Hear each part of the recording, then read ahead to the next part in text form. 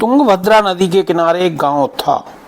यहाँ आत्मदेव नामक ब्राह्मण अपनी पत्नी धुंधली के साथ रहता था।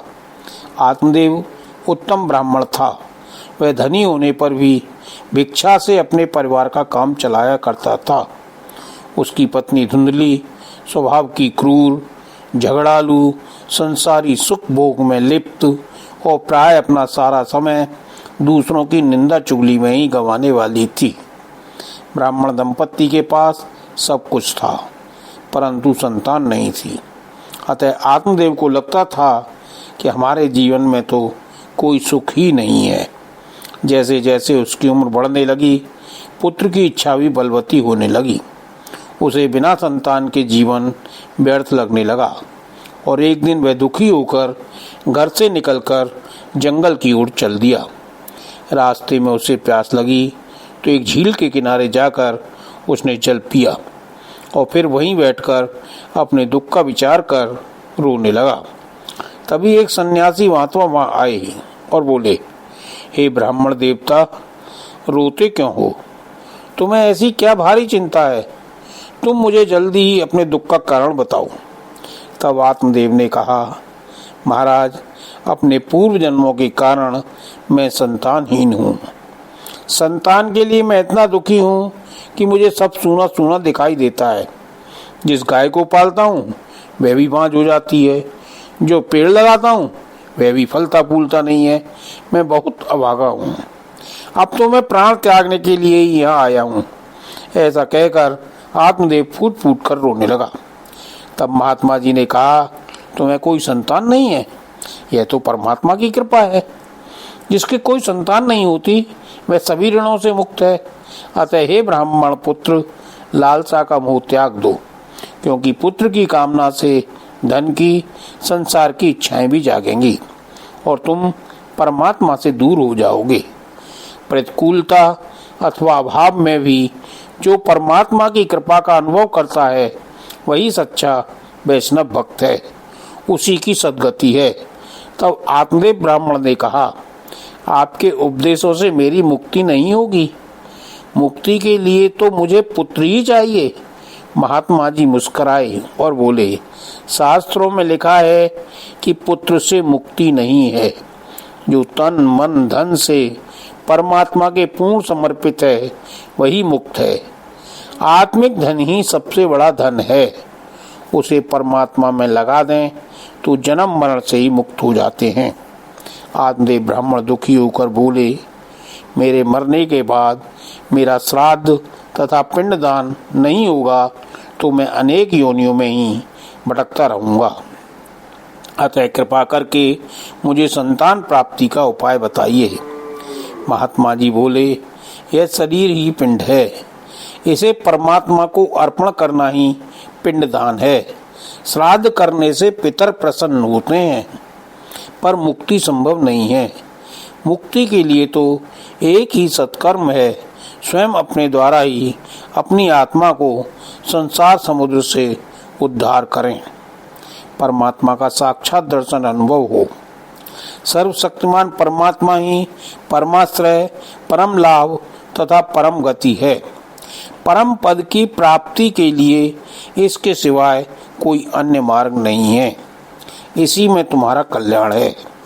इस तरह उन महात्मा जी ने आत्मदेव को बहुत ज्ञान दिया, परंतु आत्मदेव को वचन न सुहाए और उसने कहा, महात्मा जी, मुझे तो आप पुत्र दीजिए, नहीं तो मैं आपके सामने ही प्राण त्यागता हूँ। आत्मदेव के हठ एवं दुराग्रह को देख महात्मा जी ने उसे एक फल देते हुए कहा, इसे तुम अपनी पत्नी को खिला देना, इससे इसके एक पुत्र होगा। आत्मदेव खुशी खुशी फल लेकर घर लौटा और अपनी पत्नी को फल दिया। धुंधली ने फल नहीं खाया।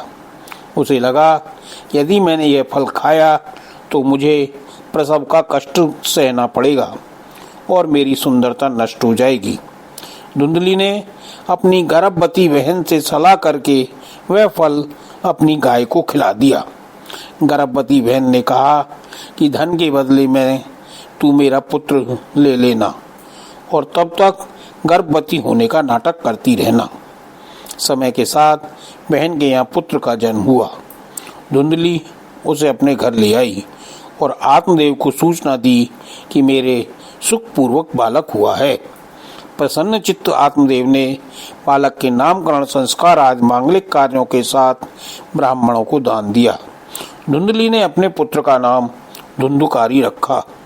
दूसरी ओर फल खाने वाली गाय ने गाय जैसे कानों वाले मनुष्याकार बालकों को जन्म दिया, जिसका नाम गोकर्ण रखा गया।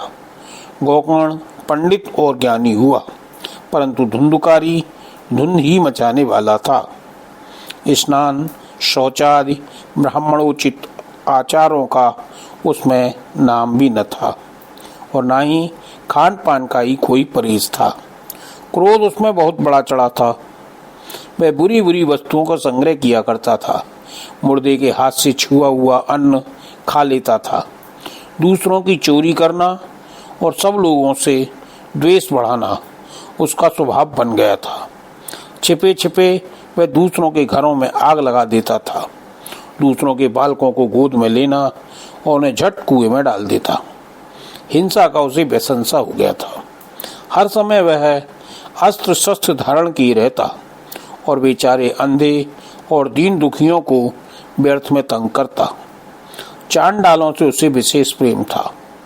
बस हाथ में फंदा लिए कुत्तों की टोली के साथ शिकार की टोह में घूमता रहता। वेश्याओं के जाल में फंसकर उसने अपने पिता की सारी संपत्ति नष्ट कर दी। एक दिन माता पिता को मार पीट कर घर से सब बर्तन भांडे उठा ले गया। इसका जब सारी संपत्ति स्वाहा हो गई तब उसका कृपण पिता फूट फूट कर रोने लगा और बोला, इससे तो इसकी माँ का बांझ रहना ही अच्छा था। कुपुत्र तो बड़ा दुखदाई होता है। अब मैं कहाँ रहूं, कहाँ जाऊं, मेरे संकट को कौन काटेगा। हाय, मेरे ऊपर तो बड़ी विपत्ति आ पड़ी है। इस दुख के कारण अवश्य मुझे एक दिन प्राण छोड़ने पड़ेंगे। उसी समय परम ज्ञानी गोकर्ण जी वहां आए और उन्होंने पिता को वैराग्य का उपदेश देते हुए बहुत समझाया। वे बोले, पिताजी, यह संसार असार है।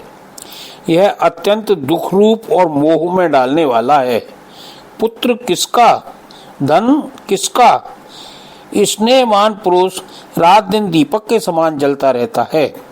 सुख न तो इंद्र को है और न चक्रवर्ती राजा को ही। सुख है तो केवल विरक्त एकांत जीवी मुनि को। यह मेरा पुत्र है। इस अज्ञान को छोड़ दीजिए। मोह से नरक की प्राप्ति होती है। यह शरीर तो नष्ट होगा ही, इसलिए सब कुछ छोड़कर वन में चले जाइए। गोकर्ण के वचन सुनकर आत्मदेव वन में जाने के लिए तैयार हो गया और उनसे कहने लगा, बेटा, वन में रहकर मुझे क्या करना चाहिए, यह मुझे विस्तार पूर्वक कहो। मैं बड़ा मूर्ख हूँ। अब तक कर्मवश इसने पास में बंधा हुआ था। अपंग की भांति इस घर रूप अंधेरे कुएं में ही पड़ा रहा हूँ। तुम बड़े दयालु हो, इससे मेरा उद्धार करो। गोकर्ण ने कहा, पिताजी, यह शरीर हड्डी, मांस और रुधिर का पिंड है। इसे आप मैं मानना छोड़ दें और स्त्री पुत्र आदि को अपना कभी न माने। इस संसार को रात दिन क्षण भंगुर देखें। इसकी किसी भी वस्तु को स्थायी समझकर उसमें राग न करें। बस एकमात्र वैराग्य रस के रसिक होकर भगवान की भक्ति में लगे रहें। भगवत भजन ही सबसे बड़ा धर्म है। निरंतर उसी का आश्रय लिए रहें।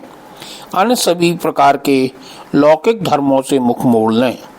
सदा साधु जनों की सेवा करें। भोगों की लालसा को पास न भटकने दें और जल्दी से जल्दी दूसरों के गुण दोषों का विचार करना छोड़कर एकमात्र भगवत सेवा और भगवान की कथाओं के रस का ही पान करें। इस प्रकार पुत्र की वाणी से प्रभावित होकर आत्मदेव ने घर छोड़ दिया और वन की यात्रा की। यद्यपि उसकी आयु 60 वर्ष की हो चुकी थी, फिर भी बुद्धि में पूरी दृढ़ता थी। वहाँ रात दिन भगवान की पूजा सेवा करने से और नियम पूर्वक भागवत के 10वें स्कंद का पाठ करने से उसने भगवान श्री कृष्णचंद्र को प्राप्त कर लिया।